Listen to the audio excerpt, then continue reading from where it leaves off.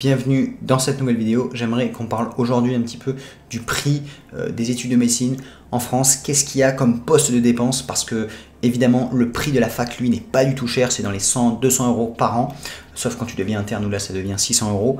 Mais le prix de la fac en soi n'est pas cher. Par contre, on va un petit peu détailler les différents postes de dépense et ce que j'en pense personnellement en termes est-ce que c'est rentable ou pas rentable.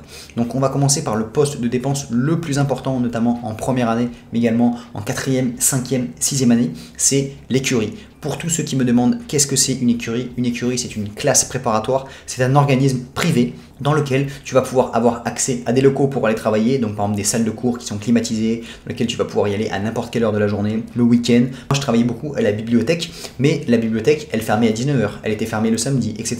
Donc là tu as des locaux privés dans lesquels tu vas pouvoir travailler, dans lesquels tous les étudiants se retrouvent et donc tu vas pouvoir avoir un groupe de potes qui sont motivés, tu vas pouvoir par exemple rencontrer des gens, etc.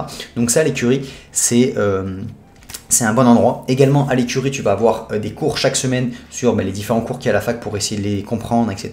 Et tu vas avoir également des QCM régulièrement. Donc tu vas avoir par exemple 2 fois par semaine, pendant 3 heures, tu viens et tu fais des QCM. Et après, il y a un tuteur. Donc un tuteur, c'est soit un professeur, soit quelqu'un qui est en deuxième ou troisième année et qui vient vous faire les questions et qui vient répondre aux questions.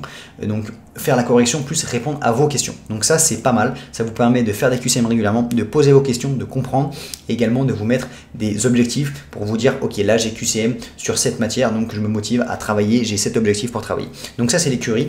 Ce qu'il faut comprendre, c'est que le prix des écuries va vraiment peut varier énormément. C'est-à-dire qu'une écurie, ça peut aller de 500 voire 1000 euros pour les moins chers jusqu'à 3, 4, 5, 6 000 euros pour les plus chers. Donc je pense que le prix de l'écurie n'est pas vraiment... toutes les écuries ne se valent pas et c'est pas parce que vous payez cher une écurie qu'elle est particulièrement bonne. Les différents points pour avoir une bonne écurie, je vais vous les dire tout de suite, c'est d'abord d'avoir des locaux qui soient bien parce que ça dépend d'où vous travaillez, mais c'est bien de pouvoir aller dans des locaux qui sont bien, où il n'y a pas trop de gens qui parlent, des bonnes salles de classe sur lesquelles il y a des bons bureaux, dans lesquels ils sont climatisés, etc. pour pouvoir travailler quand vous voulez à l'écurie, d'avoir des locaux qui soient de qualité. Donc ça, c'est des bons locaux. Et deuxième chose, il faut que les locaux soient proches de chez vous. C'est sûr que si vous mettez une demi-heure à aller à l'écurie, si c'est trop compliqué, etc., vous n'allez jamais y aller, ça va vous saouler. Donc il faut que ce soit quelque chose qui soit près de chez vous. Évidemment, la plupart du temps, les écuries sont proches de la fac. Et bien sûr, si vous vivez proche de la fac, vous allez facilement pouvoir aller à l'écurie. Mais c'est indispensable d'avoir des locaux qui soient proches de la fac et qui soient bien.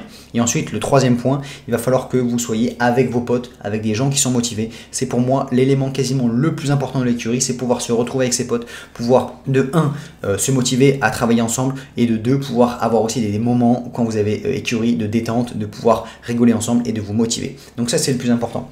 Ensuite, après, les QCM, etc., souvent les écuries ne sont pas débiles, elles mettent des tuteurs qui sont bien. Donc c'est pas ça pour moi qui va vraiment faire la différence. Les QCM, vous allez pouvoir avoir plein de QCM en ligne, vous allez pouvoir avoir plein de choses, de ressources aussi en ligne. Donc les QCM, c'est pas le plus discriminant. Par contre, un point qui est discriminant, c'est qu'il y a certaines écuries qui proposent en plus de l'accompagnement, qui propose en plus des locaux, etc., de prendre les cours à votre place. Moi, je sais qu'il y avait certaines écuries dans ma faculté qui faisaient ça, et ça, c'est un vrai plus, parce que moi, je vous l'ai déjà conseillé dans une vidéo, mais de prendre un organisme qui va prendre les cours à votre place, parce que aller en cours tous les jours, prendre les cours, essayer d'en faire une fiche, essayer de tout synthétiser, ça prend trop de temps. Donc si vous avez une écurie qui vous permet de faire ce travail-là, vous pouvez le faire. Voilà, donc ça je vous encourage vraiment à le faire. Donc ça c'est le premier poste de dépense, c'est l'écurie.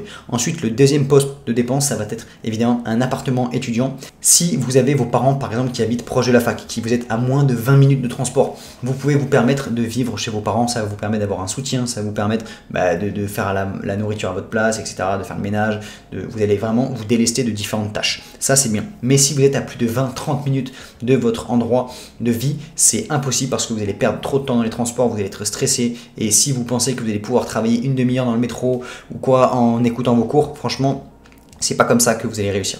Donc je sais que c'est pas toujours facile pour tout le monde, mais si vous pouvez investir dans un appartement qui est proche de la fac, dans lequel vous allez réduire votre stress au quotidien, vous allez pouvoir plus dormir, vous allez pouvoir rentrer entre midi et 2, etc. C'est vraiment un gros avantage et ça je peux vraiment vous le conseiller.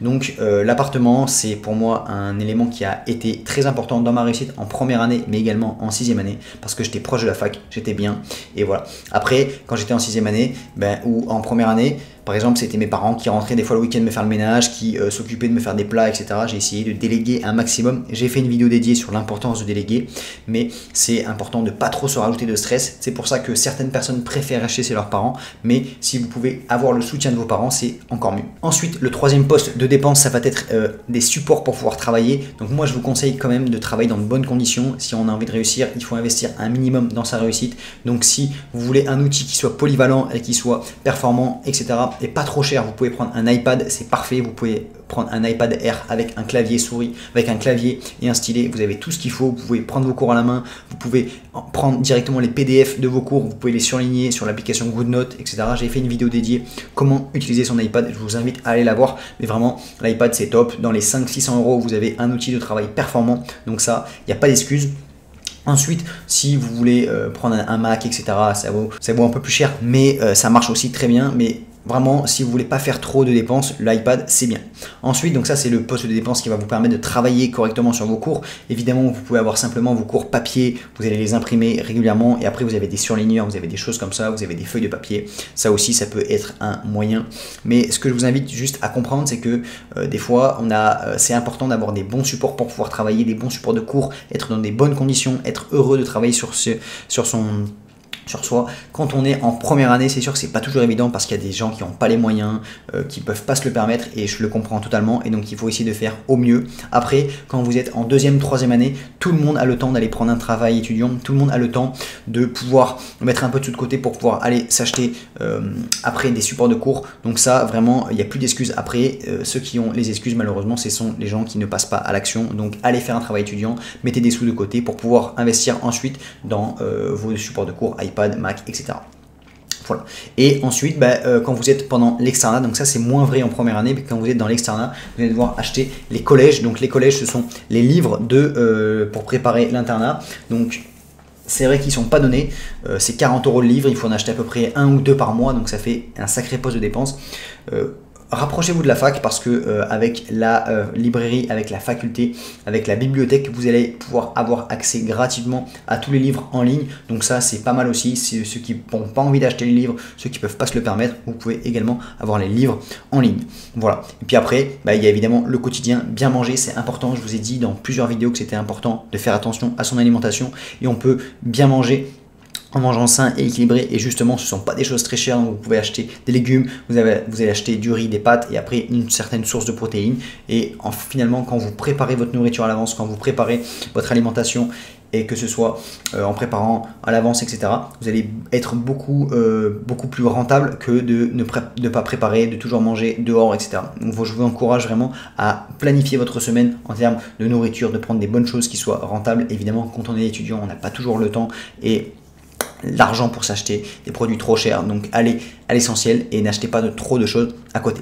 Voilà un petit peu les différents postes de dépenses que vous allez devoir utiliser. C'est vrai que les études de médecine ont dit que c'est pas cher parce que finalement la fac n'est pas chère, mais moi j'ai vu qu'en moyenne ça coûtait quand même entre la nourriture, l'appartement, etc.